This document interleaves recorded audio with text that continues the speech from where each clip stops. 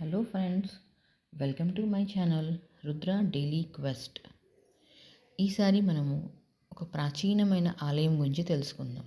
మనలో చాలామంది వరంగల్లో ఉన్న భద్రకాళి ఆలయము, 1000 స్తంభాల గుడి, రామప్ప గుడి ఇవి చూసి వచ్చేస్తూ ఉంటాం. కానీ అక్కడ ఇంకొక ప్రాచీనమైన ఆలయం కూడా ఉందండి. అదే పద్మాక్షి ఆలయం. ఈ ఆలయము కాకతీయుల వైభవానికి నిదర్శనము అని అంటారు. ప్రప్రథముగా ఇది ఒక శివాలయముట. తర్వాత రోజుల్లో దీనిని జైన ఆలయంలో మార్చారు. ఇప్పుడు పద్మాక్షి అమ్మవారు ఇక్కడ పూజలు అందుకుంటున్నారు. కాకతీయుల ఆరాధ్య దైవము పద్మాక్షిదేవి. కాకతీయులు అమ్మవారిని దర్శించి పూజలు నిర్వహించిన అనంతరమే యుద్ధ ముహూర్తాలు పెట్టుకుని శుభగడియలను చూసుకొని యుద్ధానికి వెళ్ళేవారని చెప్తారు.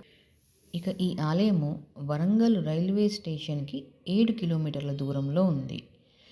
ఈ ఆలయం టైమింగ్స్ వచ్చేసి ఉదయం 6 గంటల నుండి 11 గంటల వరకు, మళ్ళీ మధ్యాహ్నం 2:30 గంటల నుండి 6 గంటల వరకు ఉంటుంది.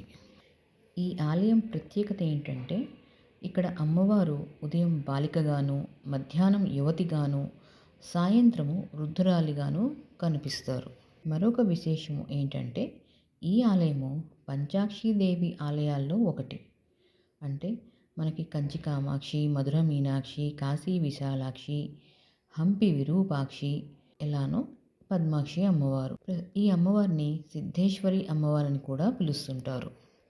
గుట్ట పైభాగంలో భక్తులు సేద తీరడానికి ఆలయ ప్రాంగణం ఉంటుంది. అక్కడ నుంచి చూస్తే హనుమకొండ నగరం అంతా కనిపిస్తుంది. చూడటానికి చాలా బాగుంటుందండి.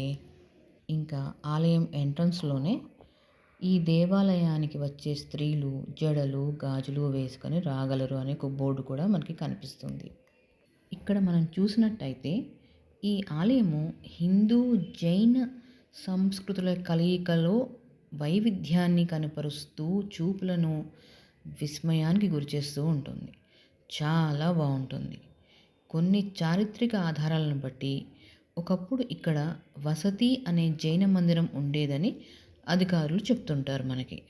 ఆలయ గర్భగుడిలో చూసినట్లయితే తీర్థంకార పార్శ్వనాథ చిత్రం ఉంది. కుడివైపున యక్ష ధరణీంద్రుడు మరియు ఎడమవైపు పద్మావతీదేవి చిత్రాలని రాతిపై చక్కగా చెక్కబడి ఉన్నాయి. గుట్ట పైభాగంలో చూసినట్లయితే చాలా బాగుంటుంది.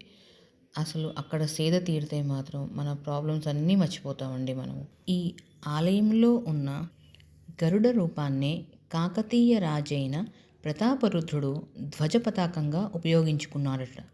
అంతేకాదు జైన తీర్థంకారులు శాంతినాథ తమ లాంఛనానికి కూడా వాడుకున్నాడట. ఆలయానికి దిగున ఒక అందమైన చెరువు కూడా ఉంది.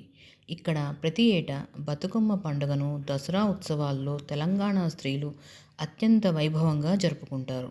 ఈ ఆలయం వద్ద ఒక ఆధ్యాత్మిక ప్రశాంతత ఉంటుంది. ఈ ఆలయ ప్రదర్శనం చేయడానికి వెళ్తే ఇక్కడ చిన్న గుహలాగా మెట్లు ఉంటాయండి. కొంచెం జాగ్రత్తగా నడవాలి. కొంచెం ముందుకు వెళ్తే చక్కగా సేద తీరుతున్న మనకి గజారుడు కనపడతాడు. చూడండి ఎంత క్యూట్గా ఉన్నాడో మనకి ఆహ్వానం పలుకుతూ. ఇక్కడి నుంచి కాస్త ముందుగా వెళ్తూ ఉంటే కొంచెం స్టెప్స్ వస్తాయండి. మెల్లగా చూసుకొని దిగాలి. తల మాత్రం జాగ్రత్త. అక్కడ ముందుకు వెళ్తే మనకి శివయ్య దర్శనం అయితే జరుగుతుంది. ఇది చాలా ప్రాచీనమైన శివలింగం అని చెప్తున్నారు. ఇక్కడైతే చిన్నపిల్లలు కూడా ఇక్కడ చాలా బాగా నచ్చుతుందండి. తప్పగా ఈ ఆలయానికి అందరూ వెళ్ళవలసిందే. చాలా బాగుంటుంది ఇక్కడ. ఫ్రెండ్స్, మీరు ఎవరైనా ఈ ఆలయానికి వెళ్ళారా, గమనించారా? మీ అనుభవాన్ని కామెంట్లో చెప్పండి. వీడియో నచ్చినైతే లైక్ చేయండి, షేర్ చేయండి. ఇలాంటి భక్తి వీడియోల కోసం సబ్స్క్రైబ్ చేయండి. Thank you. జై శ్రీరామ్.